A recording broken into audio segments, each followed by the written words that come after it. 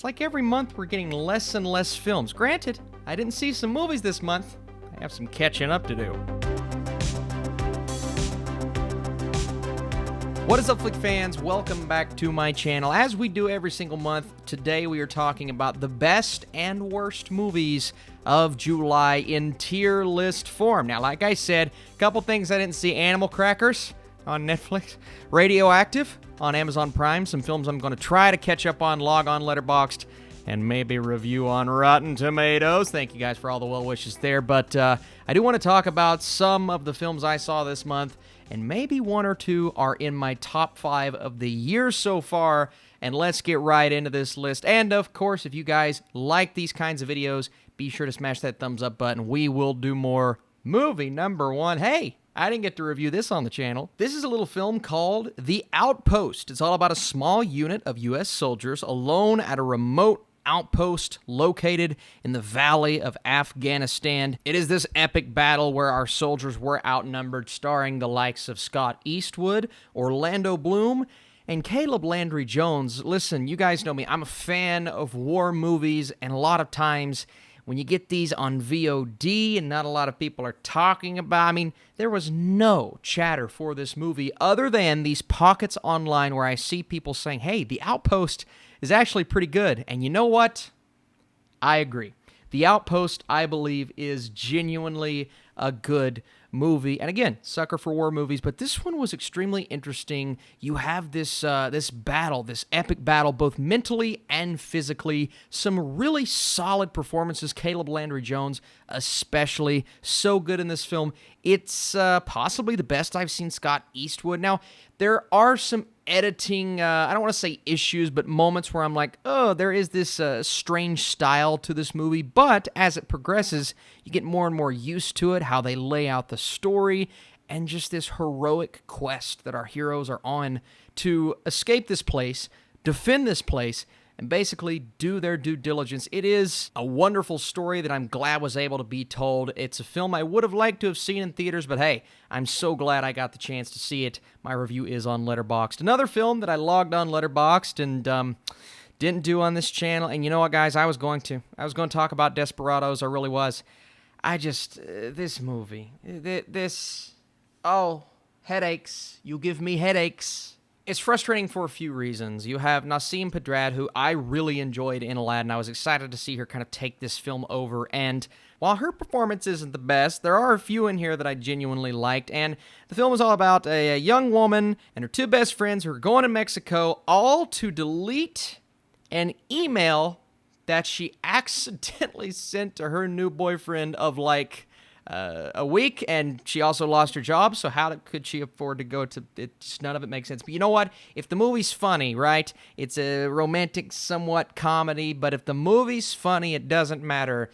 I didn't think this movie was funny at all. I thought this film was an absolute mess. I've talked to other critics who believe the same thing. Now, this film is liked by a few individuals, and if you enjoyed Desperados for what it was, sure, but I got to the scene with the fish on the boat. I'm not going to say anymore because it just frustrates me, and I almost said I'm out, not even going to log it on Letterboxd, but I did it for you all, and congratulations, it made the awful tier. Then we have Greyhound, the brand new Tom Hanks movie that dropped on Apple, and it is yet another film that I thoroughly enjoyed and I thought was good. Now, it is close to being okay for me, but I'm going to just bump it up to that good tier because I do believe there's a lot in here. Tom Hanks' performance, the story as a whole, it is a bit repetitive, and it's not one that everyone's going to be on board for because we're on a boat. Get it? But it's about a first-time captain who's leading these soldiers into the treacherous waters of the Black Pit in World War II. They have no air cover, no protection. It is Tom Hanks and his crew. And when I say repetitive, I mean they hit these beats over and over. It's like, oh, we're on the water. We're going to have a bit of a battle. There's going to be some tension. We're going to repeat that formula until the film ends, and not everyone's going to be on board for that. But like I said, there are some things about this movie that really worked for me, and it knows what it is, right? That's the best kind of movie for me. It doesn't try to overdo it. It's extremely simplistic, but again, World War II, you've got me hooked automatically, and I thought it was pretty good. And then the Kissing Booth. You know, this is just one of those films, really one of those franchises where people, they get on to me. They say, Austin, why can't you just enjoy the movie? And look at some of the films that I've liked in the past to All the Boys I've Loved Before. Very similar premise, but that executes, right? The Kissing Booth, while similar in nature, in my opinion, just does the opposite. It doesn't execute. Unlikable characters, unlikable situations. It's all based around a kissing booth, which is ridiculous in itself, but as long as it's a sweet coming-of-age story, it doesn't bother me.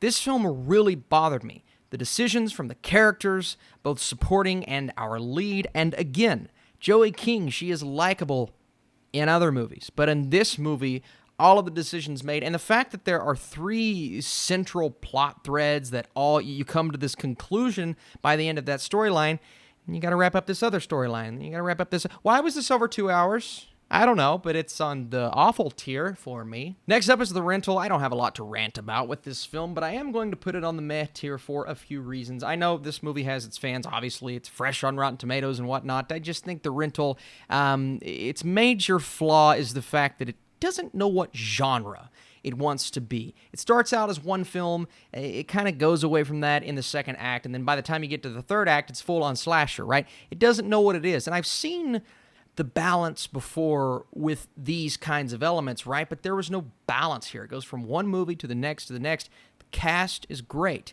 and I'm genuinely excited to see what Dave Franco does next, but I just don't think he quite nailed it here, and there were certain moments that made me think, well, this probably isn't even that good of a horror movie. It's definitely more of a psychological thriller, and I wish it would have stuck to that, because again, that third act, it was fun, but it wasn't what the movie was setting itself up to be. Here we go, Karen Maine, who actually just liked my tweet the other day, her movie goes on the good tier. I really enjoyed Yes, God, Yes, and this is one of those, along with maybe one or two others we're going to talk about, that almost got on that great tier. A couple of things that prevented it from being there, mostly just the fact that it's a simple movie, but it's an effective movie. It's almost like the more sexual Lady Bird, if that makes sense. You have Alice, she's a Catholic girl, and she's tempted into doing something a bit dirty after an AOL chat turns sexual. She is conflicted because if she does this,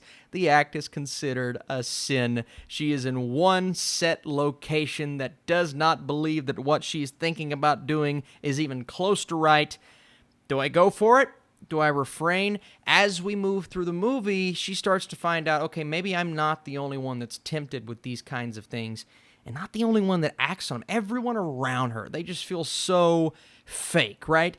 And some of them really mean what they say and really believe what they say. And that's absolutely fine. And I don't even want to get into the religious aspect of this movie because I see some of the things and I'm just like, oh, yeah, I mean, I'm semi-used to a situation like that, but it almost felt like cult-ish level in this movie. Everybody's like, don't you do this, or something really bad's going to happen, and she's just like, I don't really know what to do. So the way that it was played, I could see how it could get slightly offensive for some, but I thought the movie was really well executed, well directed. I liked the writing quite a bit. Again, it's subtle, but it has a nice balance of humor, a bit of romance in there, and Natalia Dyer was great. It's the girl from Stranger Things. She was great in this movie. The supporting cast was awesome. Timothy Simmons was a standout. The direction was crisp. I'm a fan of Yes, God, Yes, a big fan, and it's up there on my 2020 list. Oh, hey, A24. This is First Cow. We have two men who meet up and collaborate on a successful business back in the olden days, but it has to do with sneaking around and gathering milk from this very prized milking cow. Yeah, the most simplistic plot you're going to see all year for a film that I genuinely thought was great. Austin, you're just saying that because it's A24. Well, maybe. No, I really did. I thought the movie was well made. It is slow. The slowest of slow burns you're going to see throughout the entire, probably the entire year. But you know what? I thought the filmmaking was astonishing to look at. The cinematography was gorgeous. Love the aspect ratio. And it really is. It's just a movie about friendship. It's a subtle friendship, right? They don't say much to each other at first, but they get this business going, and then they realize they may be in over their heads, and you really find that out in the third act. I just think pacing is going to be the issue here for a lot of individuals, and that's what's going to keep it from being on the grade tier. But if you like A24, the studio, if you like movies like this, extremely artistic, dialogue-centric, and even at times, not too much dialogue-centric movies, this is the movie for you. Otherwise, you can skip it. And anyway, we just reviewed this movie, so I'm not going to talk about it for too long. This is The Hater. Think Nightcrawler, American Psycho, heck, even Joker. You have this psychopath who is using social media to basically start a revolution in a way. It's interesting. I love the idea of modernizing this concept, a concept we've seen plenty of times before. Our main character here in Tomasz, he is fascinating, man. Absolutely fascinating. The visual cues that they use for his characters as we progress. And that third act, oh my goodness, was not expecting it. My main issue with this movie is the fact that it just, it didn't quite feel as tight as it needed to, and I think it's long. I believe it's over long. A movie like First Cow, some will feel its length, but I think it needed to be that long to tell that story. This could have been told much quicker. So for that, I'm putting it on the good tier, but I was expecting this to be way worse. It was a good movie. It's worth watching on Netflix. And then we have Amulet. So we go from Tomasz to Tomas, an ex-soldier who is now a homeless man, and he's offered to stay at this decaying house inhabited by a young woman and her dying mother. He starts to fall for someone, and then things start to go crazy, and it is a very visual horror movie. Some really solid practical effects. A third act that just, it does something. It definitely goes for it, and I really like the concept of this film. I just did not like the execution at all. And I know there are some that have told me, Austin, have you seen Amulet? It's a good horror movie. It really feels like a throwback. They utilize all of these different things, and I'm like, yeah, it's not one that worked for me. I got a bit bored as we were progressing. I didn't really care about this character or really any of the characters. By the time you get into that third act and that crazy event that happens, and I think that's going to win a lot of people over, it almost did the opposite for me. I think it was just too late at that point. So I won't ramble on my full reviews on Letterboxd, but yeah, I didn't like Amulet. It didn't work for me. I also didn't like Fatal Affair, and I'm teetering on which tier to put it on, but you know what? I have to put it on the awful tier. I actually had it placed on bad prior to this, but the more I think about it, the more I'm just like, we have seen this movie so many times, the exact same film. Heck, we see the exact same poster countless times. Omar Epps was trying to be something here. Nia Long attempted to give us a good performance, and she actually did well. The performances weren't the issue with this film.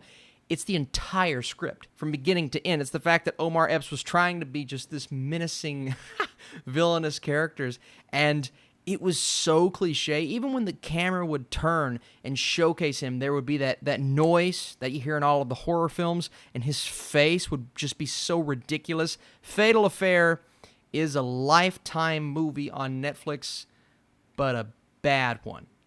And an awful movie. Hey, it's Relic. I liked Relic. I thought Relic was a good movie. We're really straying away from that okay tier this month. That's different. And overall, I mean, you know, she's had some bad ones, but overall, a pretty good month thus far. I thought this was a really well-made horror film. The only issue is, and the reason it didn't quite get on that great tier, is the fact that I think it was reaching at times. Not a huge downgrade. It's a good film, but it was reaching, and unlike something like The Babadook, which I prefer because I think it just embraces that tone a bit better, and it didn't set up plot lines and plot threads in the film. I mean, this film, we have some character interactions here that never really carry over or play out throughout the rest of the film. I do love what they did in the third act, and the fact that there is no menacing presence in this movie other than the actual illness, the sickness, and I won't reveal what that is just in case you haven't seen the film. I also really like the haunted house aspect element at the end. Again, not trying to spoil anything, but yeah, Relic was interesting for sure. It's one that I reviewed on Letterboxd. And second to last, we have The Old Guard. It is actually close, but I'm going to put this on the good tier. Listen, I think The Old Guard is just a super fun action movie on Netflix, and I realize I'm probably a bit higher on this movie than a lot of people. I gave it a reasonable score. I just think there's so much here that you can take from and put in other Netflix movies that maybe didn't quite work, because it just has it all, right? It has humor, it has drama, it has characters with layers. Now, granted, the villain, yeah, it didn't quite work, and there were moments where I think they could have just did a bit more to make us care more, but Charlize Theron and really everyone in this cast, they kill it, man. The action is super great. It's like a bunch of Wolverines on a team together to take down this villain, and they set things up in the future that just didn't feel shoehorned. It's just a refreshing comic book movie. I'm not going to sit here and say it's one of the best ones I've ever seen, obviously, but overall, a good time on Netflix, but nothing that I saw in July topped my favorite movie, not just of July, folks, of the entire year so far. That is Palm Springs. Palm Springs, it gets very close. Oh, it gets so close to that awesome tier. Ask me again when I see the film for a second time. I gave this film an 88%. I wait till I get to that 90 to put on the awesome tier. It's right here.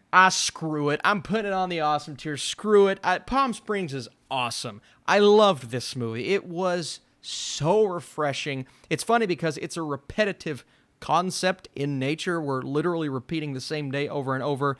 And you can say, Groundhog Day, Edge of Tomorrow, Source Code, so many movies over the years. I named some pretty good ones. We've also had some bad ones. On Netflix, Naked, that's a movie. One this year, Love, Wedding, Repeat. That didn't work. Palm Springs nails it. It's a romantic comedy at heart.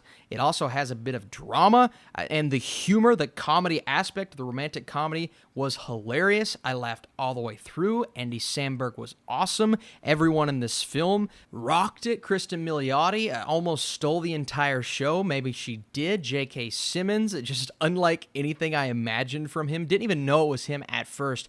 And again, a refreshing story for such a repetitive concept.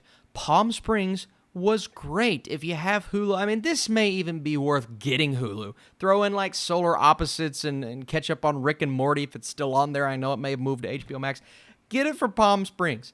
Such a good movie. Loved my experience watching it. Can't wait to watch it again. And yeah, this is a huge recommendation from me. Huge. And so, as we always do, let's get right into ordering this list. And you know what? For the first time, maybe ever, The Kissing Booth 2, or one of the Kissing Booth movies, is not at the bottom of the list. We are moving Desperados to that last spot, and The Kissing Booth 2 next, followed by Fatal Affair. Obviously, Amulet, followed by The Rental. Here is where things get a bit interesting. So we have a lot of good movies, which is the least good movie. Yeah, I know I said I'm a war movie kind of guy, but Greyhound goes at the bottom of the good tier, followed by The Outpost. And it was genuinely close, but I have to go the hater slightly above that, followed by Relic.